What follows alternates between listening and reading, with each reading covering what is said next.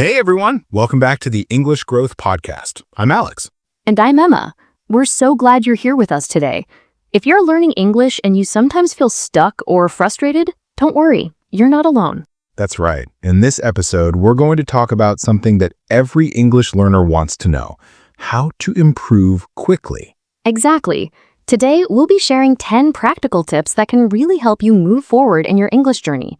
But instead of just listing them like a boring checklist, we'll talk about them naturally, like friends having a conversation. Because that's what we want this podcast to feel like. Not a lecture, not a textbook, but a space where you can listen, learn, and relax. And maybe even laugh a little along the way. Yes, English should be fun. So let's get started.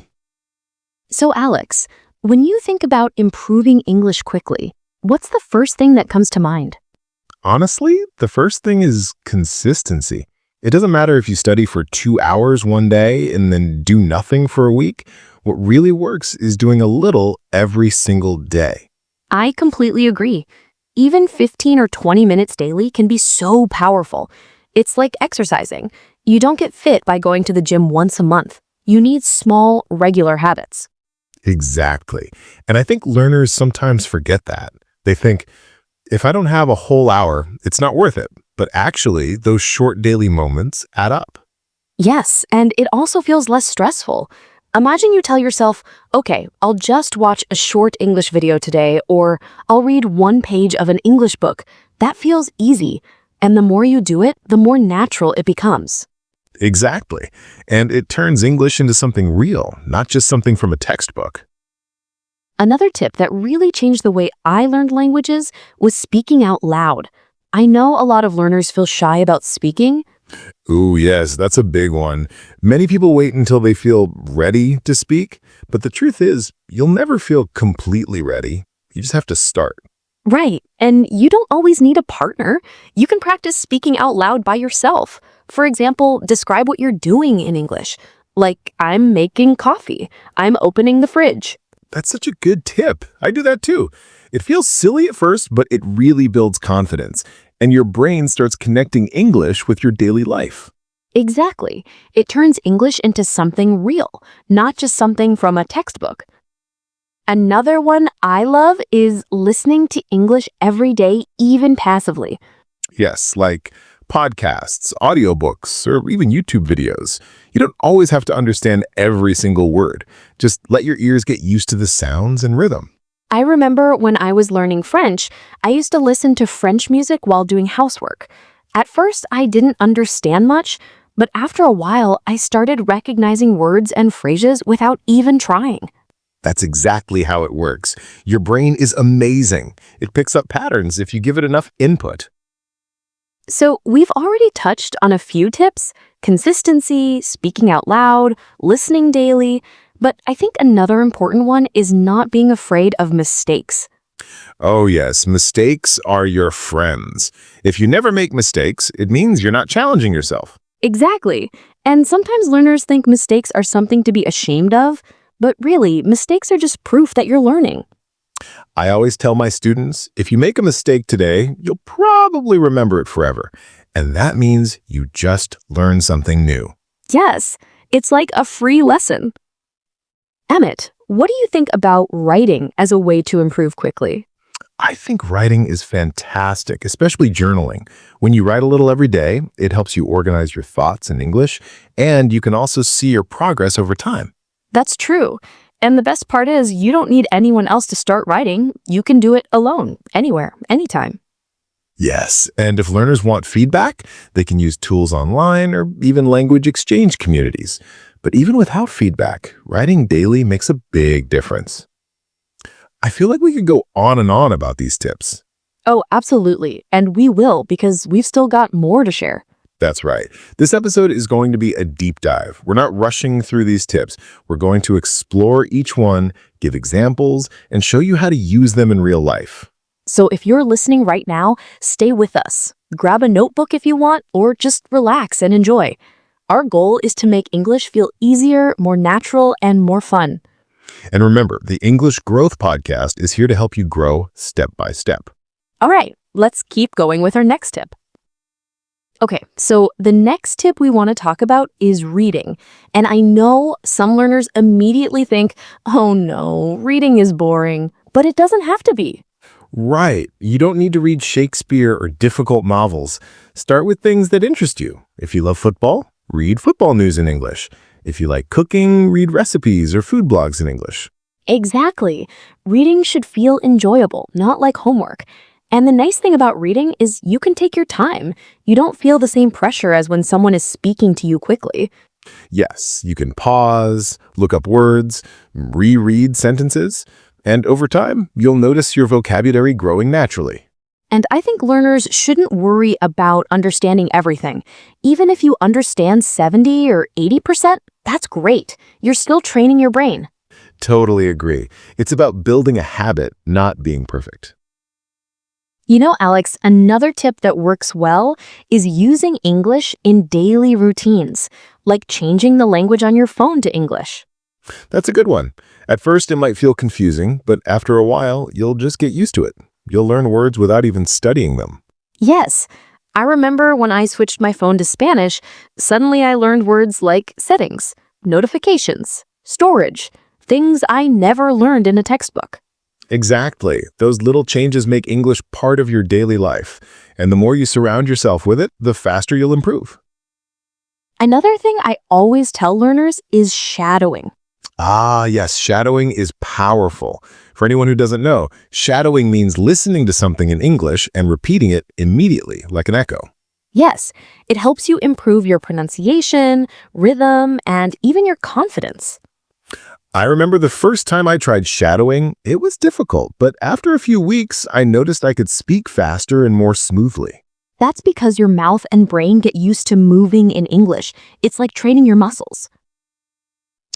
I think another important tip is setting small goals. Yes, big goals like I want to be fluent can feel overwhelming. But small goals like I will learn 5 new words this week or I will watch 1 English video today are much more realistic. And when you reach those small goals, you feel motivated. It gives you energy to keep going. Exactly. Motivation is like fuel. You need to refill it often with small successes. So far we've talked about consistency, speaking, listening, not being afraid of mistakes, writing, reading, daily routines, shadowing, and small goals. That's a lot already. And you can see how these tips connect to each other. It's not about doing just one thing, but building a lifestyle with English in it. Yes, making English part of who you are, not just something you study for a test. And that's how real improvement happens. So, Emmett, before we move on, I want to remind our listeners of something important. You don't have to be perfect. Yes, progress is more important than perfection. If you're listening to this right now, it already means you're improving. You're taking time to learn, and that's amazing. We're proud of you, and we hope you keep going step by step. So shall we keep going with the last few tips? Absolutely. Let's dive into the next one. Another powerful tip is to connect with people. It doesn't have to be a classroom. You can find language partners online, join communities, or even chat with friends who also want to practice English. Yes, because when you use English with real people, it feels alive. You're not just memorizing, you're communicating. And even short conversations can make a big difference. I remember when I was learning Italian, I used to send voice messages to a friend. They weren't long, sometimes just 1 or 2 sentences, but it made me so much more confident. Exactly. It's like training your brain to think on the spot. And the more you practice with people, the less scary it becomes. Another tip, and maybe one of my favorites, is to make English fun. Watch shows you love, listen to music, play games, or even follow funny memes in English. Yes, learning doesn't have to be serious all the time. When you laugh or enjoy yourself, you actually remember things better. Totally. I used to watch sitcoms in English, and I still remember some jokes and phrases years later because laughter sticks in your mind. That's true. So don't be afraid to mix study with fun. It's not a waste of time. It's actually the best kind of practice. So let's take a quick pause here. We've now gone through all 10 tips, but what I really love is how they connect together. Yes, it's like building blocks. Each tip is strong on its own, but when you combine them, consistency, speaking, listening, reading, writing, shadowing, routines, small goals, connection, and fun, that's when real progress happens. Exactly. And the beauty is, you don't have to do everything at once. Just pick 1 or 2 tips to start and slowly add more into your life. Yes, step by step. That's how you grow. And remember, everyone's journey is different. Some people learn faster, some slower, some love reading, others prefer speaking, and that's okay. Yes, the most important thing is to keep going. Don't compare yourself too much with others. Compare yourself with your past self. I love that. Compare yourself with yesterday, not with someone else. Exactly. If you're a little better today than you were yesterday, you're on the right path. So to everyone listening right now, we want to encourage you, keep learning, keep practicing, and don't give up. Yes, and remember, improvement doesn't always feel fast. Sometimes it's invisible. But trust me, your brain is learning, even when you don't notice. That's such a good reminder, and I think that's a beautiful way to close today's episode. Absolutely. Thank you so much for joining us here on the English Growth Podcast. We hope these tips help you, and we'll be back soon with more ways to make your English journey easier and more enjoyable. Until then, keep practicing, keep smiling, and keep growing. Take care, everyone. Bye. You know, Emma, I feel like even though we went through the 10 tips, there's still so much more we can say about them. Each one could be its own whole episode. I was just thinking the same thing. For example, the tip about consistency, we could really dive deeper because people often struggle with staying motivated day after day. Yes, exactly. Like in the beginning, motivation is strong. You feel excited, you buy a new notebook, maybe download an app, and you're ready. But after 2 weeks, that energy starts to drop. That's when discipline and habit come in. You can't always rely on motivation.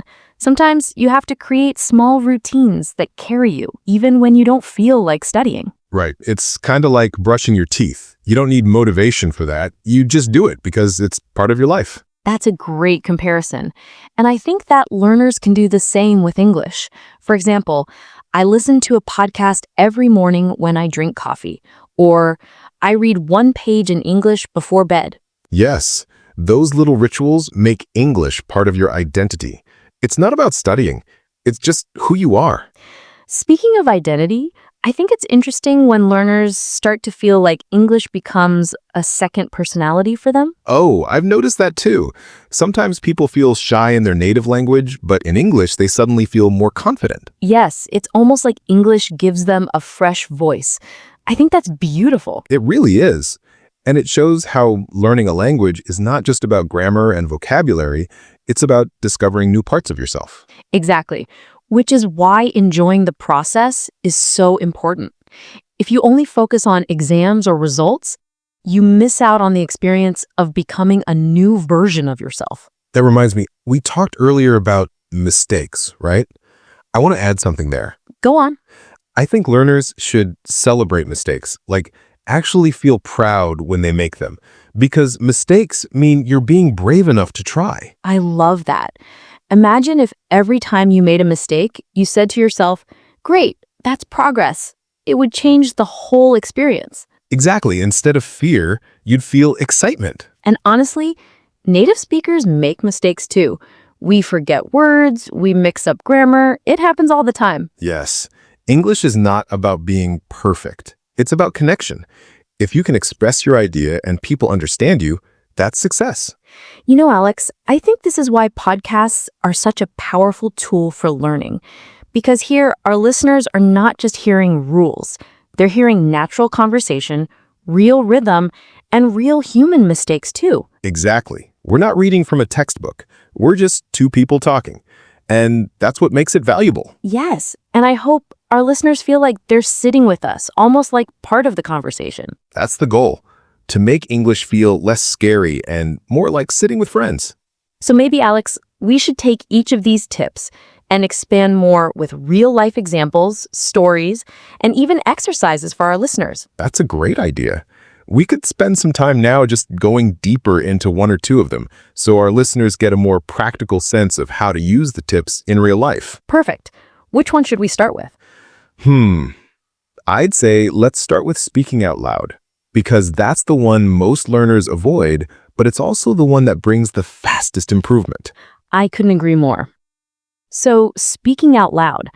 This one is interesting because a lot of learners feel embarrassed, even if they're just alone in their room. Yes, it's true. They think, why should I talk to myself? That's strange. But actually, it's one of the most powerful tools for learning. I agree. When you say words out loud, your mouth and tongue are practicing the movement. You're training your body to produce the sounds of English. Reading silently doesn't give you that practice. Exactly. It's like singing. You can read song lyrics quietly, but until you actually sing them out loud, you don't really learn how to use your voice. That's a perfect example. And here's something listeners can try. Pick a short article, maybe just a paragraph, and read it out loud every day for 1 week. Yes, and don't just read once. Repeat it several times. Each time you'll notice it gets smoother. And if you record yourself, that's even better. At first, you might not like how your voice sounds. We all feel that way. But recording helps you hear where you can improve. That's true. I used to record myself speaking Spanish, and honestly, the first few times, I couldn't even listen. It felt so strange. But after a while, I noticed my pronunciation improving, and that motivated me to keep going. Exactly. Recording is like having a mirror for your voice. You can see what you're doing right and what needs work. That's true. Another thing about speaking out loud, you don't always need text. You can just describe your life in English. Yes, like right now I could say, I'm sitting at my desk, I have a microphone in front of me, I'm talking with Alex. Exactly. Simple, everyday sentences. And if you do this often, your brain starts connecting English with real situations, not just with studying. And it's so effective because you don't need anyone else. No teacher, no partner, no classroom, just you and your voice. Right. And when you finally talk to other people, it feels much easier because you've already been practicing. Do you remember, Alex, when we worked with that student who practiced speaking out loud every day for a month? Oh, yes, I remember. At first, she was so nervous, she could barely say one sentence without stopping. But after a month of daily practice, her confidence was incredible. Exactly. And she didn't magically become fluent in 30 days, but she became comfortable. And that comfort made her improve so much faster. Yes, because confidence opens the door to practice, and practice leads to progress. Beautifully said. So maybe we should give our listeners a little speaking challenge right now. Oh, I like that. All right, here it is. After this podcast, I want you to look around your room and describe 5 things you see out loud in English. For example, I see a chair. The chair is black. I see a window. The window is open. That's great. And if you want to make it harder, try to add more details. I see a chair. The chair is black and comfortable. I usually sit on it when I read. Exactly. And if you want to go even further, record yourself and listen back. That's such a simple exercise, but if you do it every day, you'll be amazed at your progress. All right, that was a deep dive into speaking out loud. Should we move on to another tip and expand that too? Yes, let's do it. Which one do you have in mind? How about listening? Because listening is the other side of the coin. You can't really speak well if you don't listen enough. Perfect. Let's go into listening. Listening is so interesting because a lot of learners think they're bad at it when really they just haven't given themselves enough exposure. Yes, it's like tuning your ear to music. At first, it sounds fast, confusing, even impossible. But if you listen every single day, slowly your brain starts to catch the rhythm and patterns. Exactly, and I think learners often want to understand 100%, but that's not realistic at the beginning. Right. Like when I listen to fast podcasts in Spanish, I don't understand everything. And that's okay. I just focus on the main idea. That's such a good point. Understanding the big picture is enough most of the time. You don't need to know every single word to learn. Yes.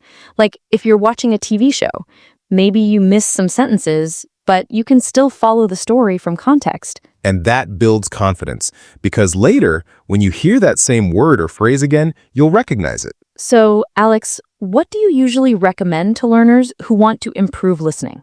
I usually say start with material that you enjoy. If you love cooking, listen to food podcasts or watch recipe videos in English. If you like travel, watch travel vlogs. The key is interest. I love that. Because if you're bored, your brain shuts down. But if you're interested, your brain pays attention and remembers more. Exactly. And another tip, listen to things more than once. The first time, just enjoy it.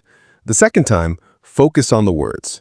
The third time, maybe try repeating out loud what you hear. Yes, that's brilliant. Repetition is like exercising a muscle. Each time you listen again, you notice something new.